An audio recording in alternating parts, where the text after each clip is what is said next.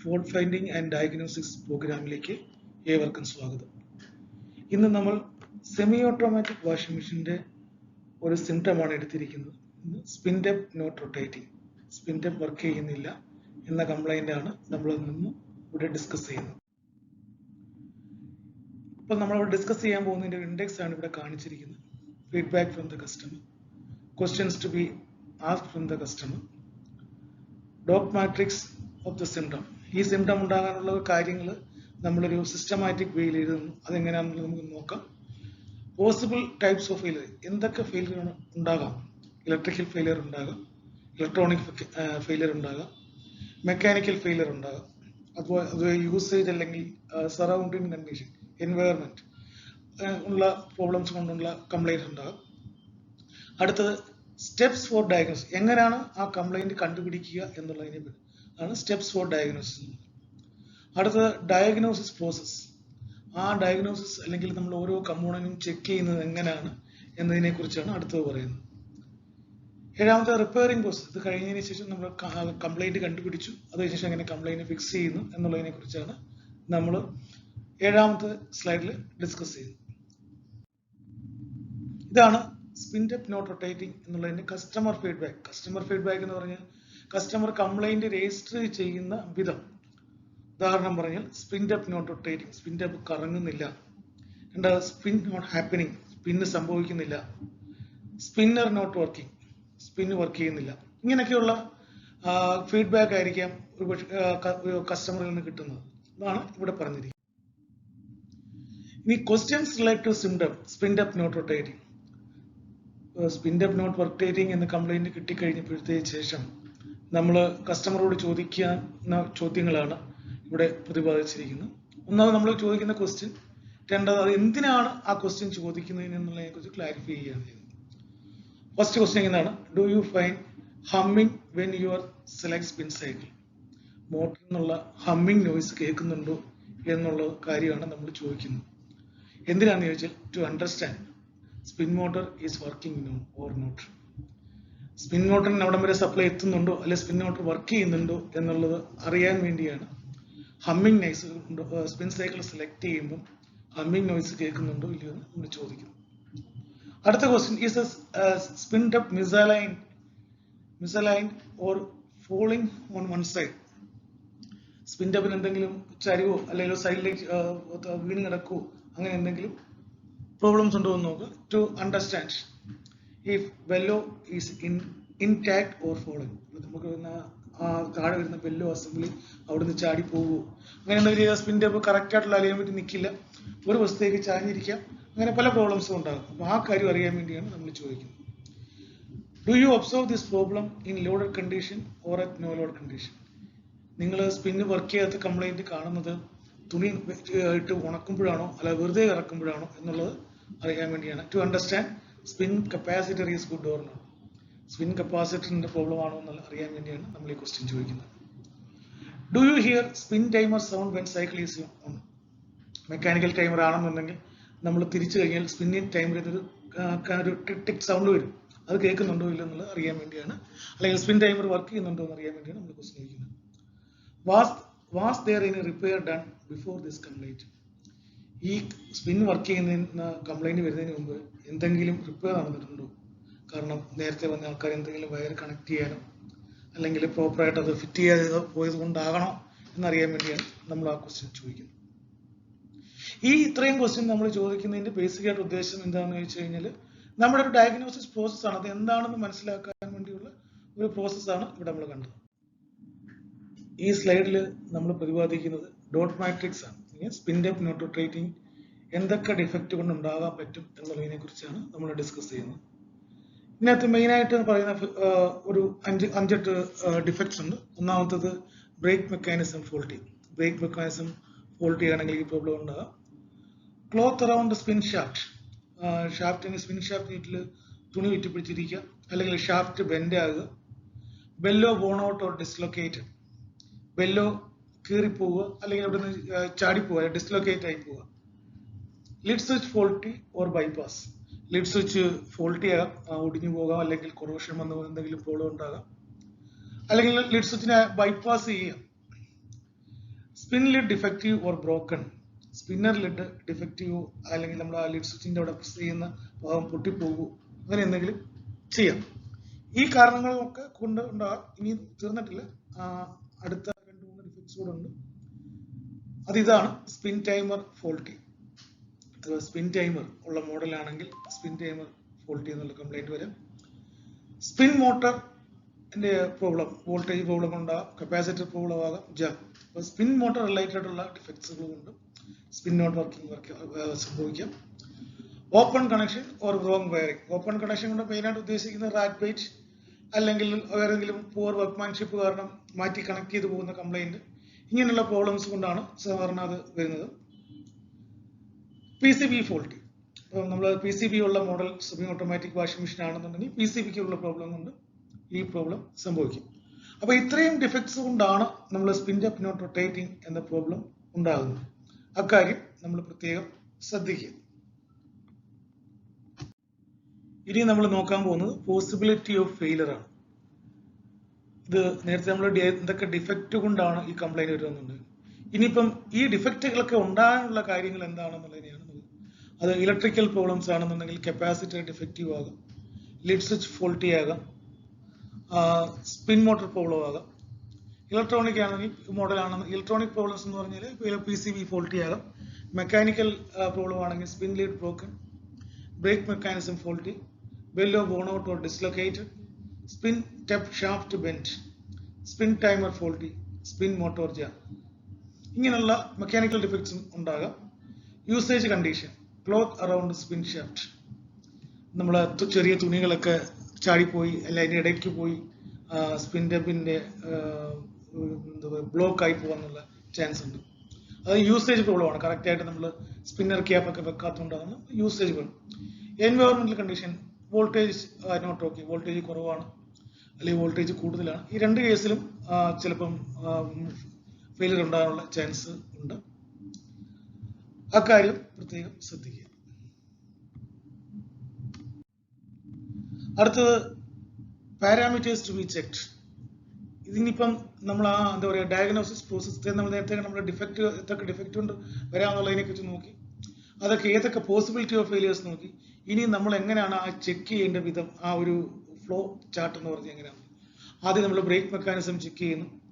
Proper working of brake mechanism yes, അങ്ങനെയാണെന്നുണ്ടെങ്കിൽ പിന്നെ നമ്മൾ സിൻഡപ്പ് ഷാഫ്റ്റിന് എന്തെങ്കിലും പ്രോബ്ലം ഉണ്ടോ നോക്കുക. അത് എന്താ പറയുക പ്രോപ്പർ വർക്കിംഗ് അല്ല ബ്രേക്ക് മെക്കാനിസം എന്നുണ്ടെങ്കിൽ replace or repair brake mechanism. അടുത്ത നമ്മൾ പറഞ്ഞത് ബ്രേക്ക് മെക്കാനിസത്തിന് കുഴപ്പമില്ല. അപ്പോൾ അടുത്ത നമ്മൾ കാണുന്നത് പറഞ്ഞാൽ സ്പിൻ ടെപ്പ് ഷാഫ്റ്റ് ആണ്. അതിനെന്തെങ്കിലും ഒബ്സ്ട്രക്ഷനോ ബെൻഡോ ഉണ്ടോ എന്ന് നോക്കുക. അങ്ങനെ ഒബ്സ്ട്രക്ഷൻ ഉദ്ദേശിക്കുന്നത് എന്തെങ്കിലും ഫോറിൻ പാർട്ടിക്കിൾസ് കയറി സ്റ്റക്ക് ആയിരിക്കുകയാണോ അല്ലെങ്കിൽ ഷാഫ്റ്റിന് ബെൻഡ് ഉണ്ടോ എന്നുള്ളതിനെ കുറിച്ച് ഒന്ന് നോക്കുക. യെസ് ഉണ്ടെന്നുണ്ടെന്നുണ്ടെങ്കിൽ ഒന്നുകിൽ ഒബ്സ്ട്രക്ഷൻ മാറ്റുക, അതുപോലെ ക്ലോത്ത് ഒക്കെ പോയാണ് അപ്പോൾ അതിന് കസ്റ്റമറെ എഡ്യൂക്കേറ്റ് ചെയ്യുക, അതുപോലെ PM സർവീസിന്റെ ഇമ്പോർട്ടൻറ്റ് പറഞ്ഞു കൊടുക്കുക. ഇനി ബെൻഡ് ആണെന്നുണ്ടെങ്കിൽ എന്താ പറയുക റീപ്ലേസ് ടബ് ഓർ ടബ് മാറേണ്ടി വരും. കാരണം ടബിൽ ഫിക്സ് ചെയ്തിരിക്കുകയാണ്. അപ്പം അങ്ങനെയാണെന്നുണ്ടെങ്കിൽ ടബ് മാറേണ്ടി വരും. ഇനി ഒബ്സ്ട്രക്ഷൻ അല്ലെങ്കിൽ ബെൻഡ് ഒന്നും ഇല്ല എന്നുണ്ടെന്നുണ്ടെങ്കിൽ ചെക്ക് സ്പിൻ ടബ് ബെല്ലോ. അപ്പോൾ സ്പിൻ ടബ് ബെല്ലോ കുറിച്ച് നമ്മൾ എടുത്തിരിക്കുക. സ്പിൻ ടബ് ബെല്ലോ കീറി പോയിട്ടുണ്ടോ നോക്കുക, ഡിസ്ലൊക്കേറ്റ് ആയിട്ടുണ്ടോ. അപ്പം ഡിസ്ലൊക്കേറ്റഡ് ആയിട്ടുണ്ടെങ്കിൽ refit or replace bellow, refit ചെയ്യുക അല്ലെങ്കിൽ റീപ്ലേസ് ചെയ്യുക ബെല്ലോ. ഇനി അത് അങ്ങനെയൊന്നും ഇല്ല എന്നുണ്ടെന്നുണ്ടെങ്കിൽ അടുത്ത നമ്മൾ പോയിന്റിലേക്ക് പോകണം, ചെക്ക് ലിഡ് സ്വിച്ച്. ഇപ്പം നമ്മൾ ലിഡ് സ്വിച്ച് നോക്കുവാണ്. ലിഡ് സ്വിച്ച് നമ്മൾ എന്തൊക്കെയാണ് സ്റ്റെപ്പ് 1 ചെക്ക് ചെയ്യേണ്ടത്? Check proper working of lid switch, spin lid cover, spinner lid കൊണ്ട് കറക്റ്റ് ആയിട്ട് വർക്ക് ചെയ്യുന്നുണ്ടോ നോക്കുക. ലിഡ് സ്വിച്ച് വർക്ക് ചെയ്യുന്നുണ്ടോ, ഓക്കെ ആണെന്നുണ്ടെങ്കിൽ ചെക്ക് സ്പിൻ മോട്ടർ. ഇതെല്ലാം വർക്ക് ചെയ്യുന്നുണ്ട്, കുഴപ്പമൊന്നുമില്ല, ഓക്കെ ആണ്. ദെൻ എന്താ പറയുക check spin motor. Not okay ആണ്, റീപ്ലേസ് ലിഡ് സ്വിച്ച് ആണോ അതെങ്കിൽ കവറാണെങ്കിൽ പ്രോബ്ലം നോക്കുക, അത് ഏതാണെന്ന് വെച്ചാൽ അത് റീപ്ലേസ് ചെയ്യും. ഇനി നമ്മൾ സ്പിൻ മോട്ടർ നോക്കുവാണ്. സ്പിൻ മോട്ടർ ജാം ആണോ എന്ന് നോക്കുക. യെസ് ജാം ആണെന്നുണ്ടെങ്കിൽ റീപ്ലേസ് സ്പിൻ മോട്ടർ. നോ ആണെങ്കിൽ check voltage condition or spin capacitor. Voltage അല്ലെങ്കിൽ സ്പിൻ കപ്പാസിറ്റർ നമ്മൾ ചെക്ക് ചെയ്യുക, അത് ഓക്കെ ആണെന്നുണ്ടെങ്കിൽ check spin timer. Not okay ആണെങ്കിൽ നമ്മൾ കപ്പാസിറ്റർ റീപ്ലേസ് ചെയ്യുക. ഇനി നല്ല ഫോറിൻ പാർട്ടിക്കിൾസ് കയറിയോ തുണിയോ എന്തെങ്കിലും കയറി സ്റ്റക്ക് ആയിരിക്കുകയാണെന്നുണ്ടെങ്കിൽ ആ തുണി റിമൂവ് ചെയ്യുക. അതുപോലെ തന്നെ കസ്റ്റമറെ എഡ്യൂക്കേറ്റ് ചെയ്യുക എങ്ങനെയാണ് കറക്റ്റായിട്ട് ലോഡ് ചെയ്യേണ്ടതെന്നുള്ളത്. ഇനി സ്പിൻ ടൈമർ നമുക്ക് ചെക്ക് ചെയ്യാം. മെക്കാനിക്കൽ ടൈമർ ആണെങ്കിൽ അതിന് സൗണ്ട് ഉണ്ടാവും, അല്ലെങ്കിൽ അതിൻ്റെ ഔട്ട്പുട്ട് വരുന്നുണ്ടോ എന്ന് നമ്മൾ ചെക്ക് ചെയ്യുക. ഓക്കെ ആണെങ്കിൽ check any loose connection. Okay ആണെങ്കിൽ എന്തെങ്കിലും ലൂസ് കണക്ഷൻ ഉണ്ടോ നോക്കുക. നോട്ട് ഓക്കെ ആണെങ്കിൽ റീപ്ലേസ് സ്പിൻ ടൈമർ. ഇനി അടുത്ത് wiring connection. Check for any open connection. Open connection ഉണ്ടെന്നുണ്ടെങ്കിൽ റീഫിറ്റ് ചെയ്യുന്നത് ചെയ്യുക. നോ ആണെങ്കിൽ ചെക്ക് PCB. ഈ PCB ഉള്ളതാണ് PCB ചെക്ക് ചെയ്യുക. Check PCB output during spinning. Not okay replace the PCB. ഇത്രയും പാരാമീറ്റേഴ്സ് ആണ് നമുക്ക് ചെക്ക് ചെയ്യേണ്ടത്. അതാണ് ഇവിടെ നമ്മൾ പ്രതിപാദിച്ചിരിക്കുന്നത്. ഇതെന്ന് പറഞ്ഞ ഒരു ഗൈഡാണ്. ശരിക്കും പറഞ്ഞാൽ നമ്മളൊക്കെ എന്താ ചെയ്യേണ്ടതെന്നുള്ളതിന്റെ എവിടെ മുതലാണ് ചെക്കിംഗ് സ്റ്റാർട്ട് ചെയ്യേണ്ടതിനെ കുറിച്ച് നമ്മൾ ഡീറ്റെയിൽ ആയിട്ടാണ് ഇവിടെ നമ്മൾ എക്സ്പ്ലെയിൻ ചെയ്തിരിക്കുന്നത്. ഇനി അടുത്തത് നമ്മൾ അതിന്റെ ഡിഫക്ട്സ് കണ്ടു, പോസിബിലിറ്റി ഓഫ് ഫെയിലിയേഴ്സ് കണ്ടു, ഏതൊക്കെ പാരാമീറ്റേഴ്സ് നമ്മൾ ചെക്ക് ചെയ്യേണ്ടത് കണ്ടു. ഇനി എന്തൊക്കെ ടൂൾസ് ആണ് ഇതിന് ആവശ്യമുള്ളൂ എന്നുള്ളതിനെ കുറിച്ചാണ് ഒരു ടേപ്പ് സ്പാനർ, ഒരു ഡബിൾ എൻഡ്, എന്താ പറയുക, സ്ക്രൂ ഡ്രൈവർ, വോൾട്ട് മീറ്റർ, ഇത്രയും അല്ലെങ്കിൽ മൾട്ടിമീറ്റർ, ക്ലാമീറ്റർ വേണം. ഇനി അടുത്ത ആദ്യം നമ്മൾ എടുക്കുന്ന ഡിഫക്റ്റ് എന്താണെന്ന് വെച്ചാൽ brake mechanism faulty.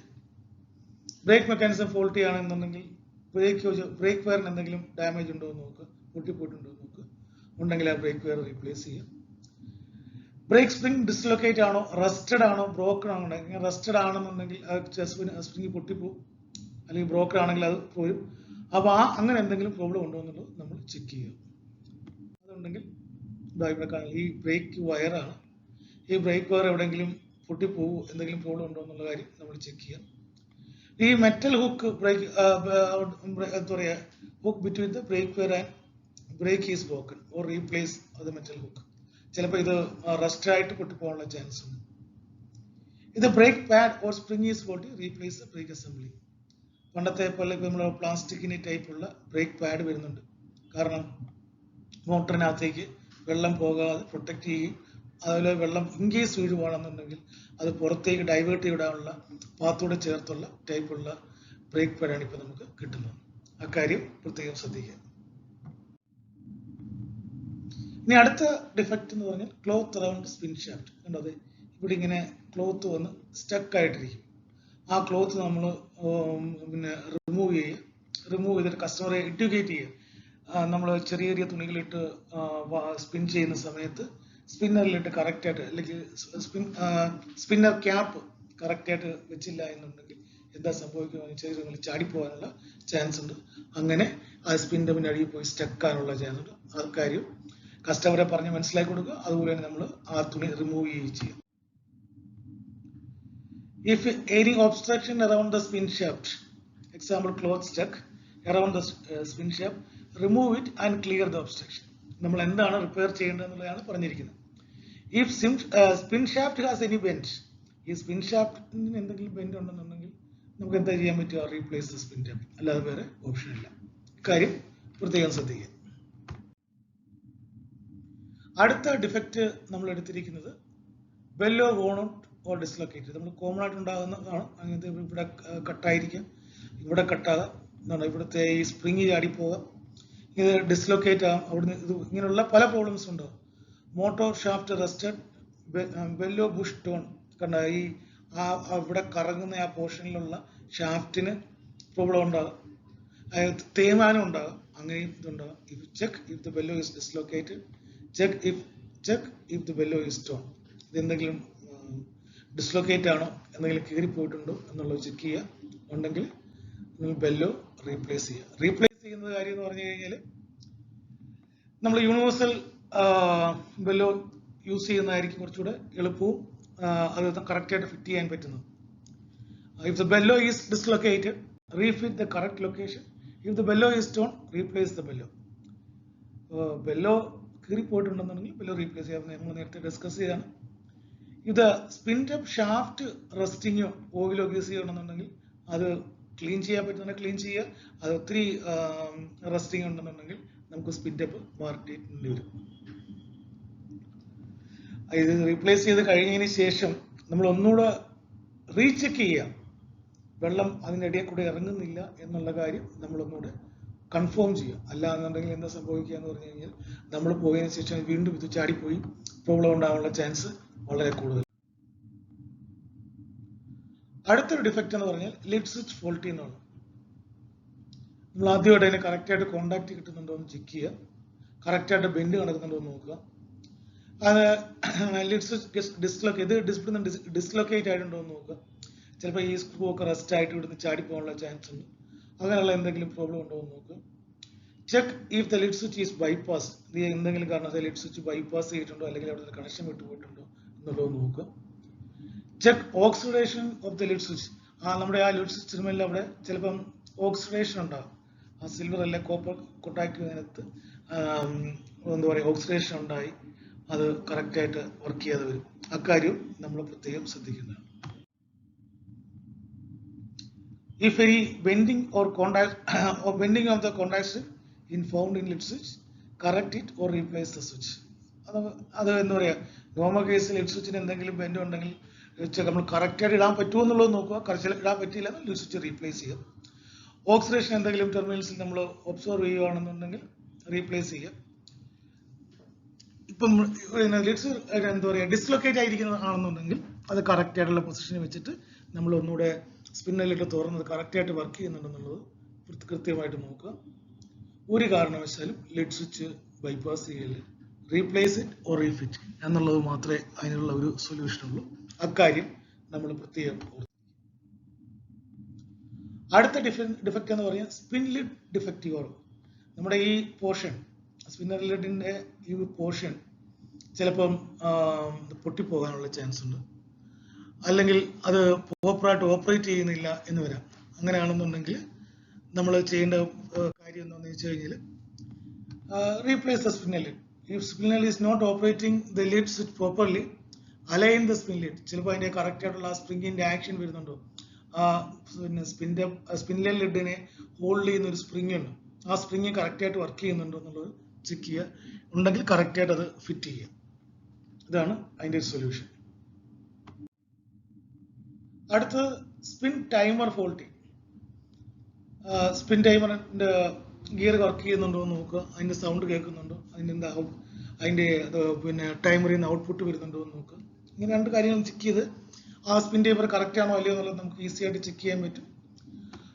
Spin timer defective ആണെന്നുണ്ടെങ്കിൽ നമുക്കതിന്റെ എന്താ പറയാ നമ്മുടെ ഒരു കണ്ടിന്യൂറ്റി ചെക്ക് ചെയ്ത് നോക്കാൻ വേണ്ടി നമ്മൾ കണ്ടിന്യൂ ക്ലാമ്പ് മീറ്ററിൽ കണ്ടിന്യൂറ്റി ചെക്കറിൽ ഇട്ടതിന് ശേഷം നമ്മൾ സ്പിൻ ടൈമർ ഓൺ ചെയ്ത് കഴിഞ്ഞാൽ അതിൽ നിന്ന് ഒരു ഔട്ട്പുട്ട് പിന്നെ എന്താ പറയുക കണ്ടിന്യൂറ്റി കാണിക്കുന്നുണ്ടോ എന്ന് നോക്കുക. കണ്ടിന്യൂറ്റി കാണിക്കുന്നുണ്ടെങ്കിൽ ദാറ്റ് മീൻസ് സ്പിൻ ടൈമർ നല്ലതാണെന്നാണ്.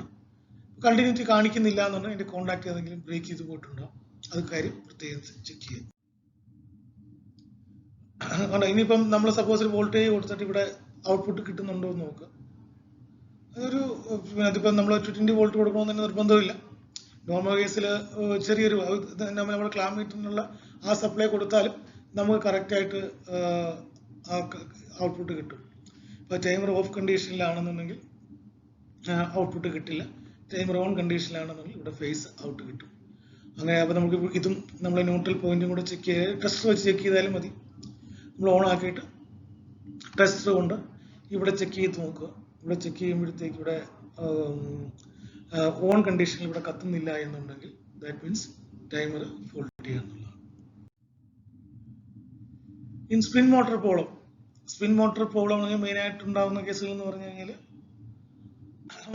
Voltage condition not okay, rotor jam due to rusting, shaft bush jam or stuck, capacitor weak or faulty, or മോട്ടോറിന്റെ വൈൻഡിങ് പോകും. ഇങ്ങനെയുള്ള പ്രോബ്ലംസ് കൊണ്ടാണ് മെയിനായിട്ട് ഈ പ്രോബ്ലം എന്താ പറയുക സ്പിൻ മോട്ടോർ വർക്ക് ചെയ്യാതെ വരുന്ന കണ്ടീഷൻ വരുന്നത്. അപ്പോൾ ആദ്യം വൈൻഡിങ് റെസിസ്റ്റൻസ് ചെക്ക് ചെയ്യുക. വൈൻഡിങ് എല്ലാം ഓക്കെ ആണെന്നുണ്ടെങ്കിൽ പിന്നെ എന്തുകൊണ്ട് ആദ്യം നമുക്ക് ഫിസിക്കൽ ചെക്കിങ് നോക്കാം. മോട്ടോർ ജാമാണോ റെസ്റ്റ് ആണോ അത് സ്റ്റക്ക് ആണോ എന്നുള്ള കാര്യങ്ങൾ നമ്മൾ ഫിസിക്കൽ ചെക്ക് ചെയ്യുക. അതിനുശേഷം നമ്മൾ എന്താ പറയുക വോൾട്ടേജിന്റെ കണ്ടീഷൻസ് ഒക്കെ ചെക്ക് ചെയ്യുക. ഇത് നമ്മൾ എപ്പോഴും പറഞ്ഞിട്ടുള്ളതാണ്, എങ്കിലും നമ്മൾ പറയുകയാണ്. പിന്നെ എത്ര ഫേസും ന്യൂട്രലുമായിട്ടുള്ള വോൾട്ടേജ്, ഫേസും എർത്തുമായിട്ടുള്ള വോൾട്ടേജ്, എർത്ത് ന്യൂട്രലുമായിട്ടുള്ള വോൾട്ടേജ് എല്ലാം നമ്മൾ ചെക്ക് ചെയ്യുക. കറക്റ്റായിട്ടുള്ള വോൾട്ടേജ് കിട്ടുക. പ്രത്യേകം ശ്രദ്ധിക്കുക. ഫേസ് റൈറ്റ് സൈഡിലാണോ ഇങ്ങനെയുള്ള കാര്യങ്ങളെല്ലാം നമ്മൾ പ്രത്യേകം ശ്രദ്ധിക്കേണ്ടതാണ്. Neutral earth voltage 0 to 2 volt ആണോ എന്നുള്ളത് ചെക്ക് ചെയ്യുക. അതും വളരെ ഇമ്പോർട്ടൻ്റ് ആയിട്ട്. അടുത്ത കപ്പാസിറ്റർ ടെസ്റ്റിംഗ് മെത്തേഡാണ്. സ്പിൻ മോട്ടറിനെ വർക്ക് ചെയ്യുമ്പോഴത്തേക്ക് കപ്പാസിറ്ററിന്റെ ആവശ്യമുണ്ട്. കപ്പാസിറ്റർ സ്റ്റാർട്ടിങ്ങിന് വേണ്ടിയാണ്, സ്പിൻ മോട്ടറിന്റെ സ്റ്റാർട്ടിങ്ങിന് വേണ്ടിയാണ് നമ്മൾ കപ്പാസിറ്റർ യൂസ് ചെയ്യുന്നത്. ഈ കപ്പാസിറ്റർ ടെസ്റ്റ് ചെയ്യുന്ന രണ്ട് മെത്തേഡ് ഉണ്ട്. ഫസ്റ്റ് എന്ന് പറഞ്ഞാൽ നമ്മൾ അതിന്റെ ക്ലാം മീറ്റർ അല്ലെങ്കിൽ മൾട്ടിമീറ്ററിൽ കപ്പാസിറ്റർ ചെക്ക് ചെയ്യുന്ന കപ്പാസിറ്റൻസ് റേഞ്ചിലേക്ക് കൊണ്ടുവരും. അങ്ങനെ ഒരു ഓപ്ഷൻ ഇപ്പോൾ പുതിയ മീറ്റേഴ്സിനൊക്കെ ഉണ്ട്. എന്നിട്ട് അവിടെ പോസിറ്റീവ് നെഗറ്റീവ് എന്ന് എഴുതിയിട്ടുണ്ടാവും. ആ പോസിറ്റീവ് നെഗറ്റീവ് നമ്മൾ ഇവിടെ കണക്ട് ചെയ്തിട്ട് ആ കപ്പാസിറ്റൻസ് വാല്യൂവിന്റെ ആ ടോളറൻസ് ലിമിറ്റിനുള്ളിലാണ് അത് വരുന്നതെന്നുണ്ടെങ്കിൽ അത് നല്ലതാണ്. ആ ലിമിറ്റിനുള്ളിലല്ല വരുന്നത് അല്ലാന്നുണ്ടെങ്കിൽ കപ്പാസിറ്റർ നമ്മൾ ഫോൾട്ടി ആയിട്ട് മാറ്റും. ഇത് കപ്പാസിറ്റർ റേഞ്ച് ഉള്ള അല്ലെങ്കിൽ കപ്പാസിറ്റർ ചെക്ക് ചെയ്യാൻ പറ്റുന്ന മീറ്ററിൽ മാത്രമേ ഈ ഓപ്ഷൻ നമുക്ക് യൂസ് ചെയ്യാൻ പറ്റുള്ളൂ. അല്ലാത്തവർക്ക് വേണ്ടി നമ്മൾ അടുത്ത വേറൊരു മെത്തേഡ് ഉണ്ട്. നമ്മളൊരു 9 വോൾട്ട് ബാറ്ററി കൊണ്ട് കപ്പാസിറ്റർ ചാർജ് ചെയ്യുക. അത് കഴിഞ്ഞിട്ട് നമ്മൾ ക്ലാം മീറ്റർ അല്ലെങ്കിൽ മൾട്ടിമീറ്ററിൽ DC വോൾട്ടേജ് റേഞ്ച് ചെക്ക് ചെയ്യുക, റേഞ്ചിലിടുക. അതിനുശേഷം നമ്മൾ ഇതിനെ കപ്പാസിറ്ററിനെ കുറിച്ചുള്ള വോൾട്ടേജ് ചെക്ക് ചെയ്യുക. ആദ്യം അത് 9 വോൾട്ട് കാണിക്കും, പെട്ടെന്ന് അത് 0യിലേക്ക് വരും. ഇങ്ങനെയാണ് കാണിക്കുന്നുണ്ടെങ്കിൽ ആ കപ്പാസിറ്റർ നല്ലതാണ്. ഇതാണ് ഒരു കപ്പാസിറ്ററിന്റെ, നമുക്ക് എല്ലാവർക്കും ചെക്ക് ചെയ്യാവുന്ന ഒരു മെത്തേഡാണ്. ഈ മെത്തേഡിൽ നമുക്ക് കപ്പാസിറ്റർ നല്ലതാണോ അല്ലയോ എന്ന് നമുക്ക് ഈസി ആയിട്ട് ചെക്ക് ചെയ്യാൻ വേണ്ടി പറ്റും. അടുത്ത സ്പിൻ മോട്ടറിന്റെ ചെക്ക് ചെയ്യുന്ന മെത്തേഡാണ്. സ്പിൻ മോട്ടറിന്റെ വൈൻഡിങ് ചെക്ക് ചെയ്യുക. ഇവിടെ നമ്മൾ നോക്കിയാൽ കാണാം, സ്പിൻ മോട്ടറിന്റെ വൈൻഡിങ്ങിൽ റെസിസ്റ്റൻസ് നമ്മൾ മെഷർ ചെയ്യുക. മെഷർ ചെയ്യുമ്പോഴത്തേക്ക് നമ്മൾ നോർമൽ കേസിൽ running winding, starting winding common. Running winding starting വൈൻഡിങ്ങും ചേർത്തുള്ള അതാണ് യെല്ലോ ഗ്രീൻ 180 കിട്ടുന്നുണ്ട്. രണ്ടാമത്തത് yellow plus red and white, റെഡും വൈറ്റും കൂടെ, റെഡ് ആൻഡ് വൈറ്റ് എന്നുള്ള ഈ വയർ ആണ് റെഡ് ആൻഡ് വൈറ്റ് എന്ന് പറയുന്നത്. യെല്ലോയും കൂടെ ചെക്ക് ചെയ്യുമ്പോൾ 90, ഗ്രീനും റെഡ് ആൻഡ് വൈറ്റും കൂടെ ചെക്ക് ചെയ്യുമ്പോഴത്തേക്ക് 90 കിട്ടുന്നുണ്ട്. ഈ 90 90 പ്ലസ് 90 180. ദാറ്റ് മീൻസ് എന്താ പറയുക, ഈ സ്പിൻ മോട്ടർ ഓക്കെയാണ്. ഓപ്പൺ വൈൻഡിങ് ആണെങ്കിൽ നോ റെസിസ്റ്റൻസ് കാണിക്കും. അങ്ങനെയാണെന്നുണ്ടെങ്കിൽ അത് മോട്ടർ ഫോൾട്ടിയാണ്. മോട്ടർ ജാം ആണെങ്കിൽ നമുക്ക് ഷാഫ്റ്റ് റൊട്ടേറ്റ് ചെയ്ത് നോക്കുമ്പോൾ നമുക്ക് അറിയാൻ വേണ്ടി പറ്റും. അതിനോട് ഒരു കപ്പാസിറ്റർ വർക്ക് പ്രോബ്ലം ആണെന്ന് അറിയാൻ വേണ്ടി വേറൊരു മെത്തേഡും കൂടിയുണ്ട്. നമ്മൾ സ്പിൻ ടൈമർ ഓൺ ആക്കിയിട്ട് ശേഷം ടബ് ഒന്ന് റൊട്ടേറ്റ് ചെയ്ത് വിട്ട് കഴിഞ്ഞാൽ ടബ് റൊട്ടേറ്റ് ചെയ്യുന്നുണ്ടെങ്കിൽ അതെന്താ പറയുക, കപ്പാസിറ്ററിന്റെ പ്രോബ്ലം ആകാനുള്ള ചാൻസ് ഉണ്ട്. അങ്ങനെയും നമുക്ക് നോക്കാം. ചില നമ്മൾ അതിന്റെ ആംബിയർ ചെക്ക് ചെയ്യുമ്പോഴത്തേക്ക് ഹൈ ആംബിയർ കാണിക്കാനുള്ള ചാൻസ് ഉണ്ട്. ഹൈ ആംബിയർ കൊണ്ട് ഉദ്ദേശിക്കുന്നതെന്ന് പറഞ്ഞാൽ ഏതെങ്കിലും വൈൻഡിങ് ഓപ്പൺ ആണെങ്കിൽ അത് ഹൈ ആംസ് കാണിക്കാം. കാരണം മോട്ടർ കറങ്ങാൻ വരുമ്പോഴത്തേക്ക് ഹൈ ആംസ് കാണിക്കും. അത് ഹൈ ആംസ് എന്ന് പറഞ്ഞാൽ ഡിപ്പെൻഡിങ് അപ്പോൾ എന്താ പറയുക, വാട്ടേജിനെ ഡിപ്പെൻഡ് ചെയ്താണ് കാണിക്കുന്നത്. അപ്പോൾ അക്കാര്യം പ്രത്യേകം ശ്രദ്ധിക്കുക.